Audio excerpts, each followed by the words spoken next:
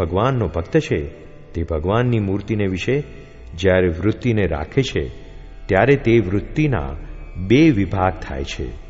તેમાં એક વૃત્તિ તો ભગવાનના સ્વરૂપમાં રહે છે અને બીજી તો જે ભજનનો કરનારો તેમાં રહે છે.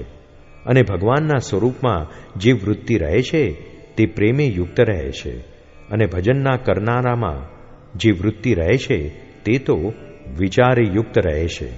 અને તે વૃત્તિ જે તે ભજનના કરનારાને વિશે ભગવાનના ભજન વિના બીજા જે ઘાટ સંકલ્પ થાય છે તે સર્વેને ખોટા કરી નાખે છે તથા તે ભજન કરનારામાં જે દોષ તે સર્વેને ખોટા કરી નાખે છે. અને એવી રીતે તેની વૃત્તિ ભગવાનમાં અખંડ રહે છે.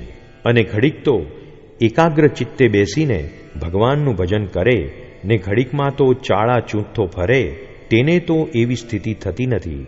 જેમ પાણીનો ઘડો ભરીને એક ઠેકાણે ઢોળી આવીએ, પછી વળી બીજે દિવસ તથા ત્રીજે દિવસ તે ઠેકાણે પાણીનો ઘડો ઢોળીએ, તેણે કરીને ત્યાં પાણીનો ધરો ભરાય નહીં, કાં જે આગલા દિવસનું જળ આગલે દિવસે સુકાઈ જાય ને પાછલા દિવસનું પાછલે દિવસે સુકાઈ જાય. અને જો આંગળી જેવી નાની જ પાણીની શેર અખંડ વહેતી હોય તો મોટો પાણીનો ધરો ભરાઈ જાય. તેમ ખાતા પીતા હાલતા ચાલતા તથા શુભ ક્રિયાને વિશે તથા અશુભ ક્રિયાને વિશે સર્વે કાળે ભગવાનમાં અખંડ વૃત્તિ રાખવી.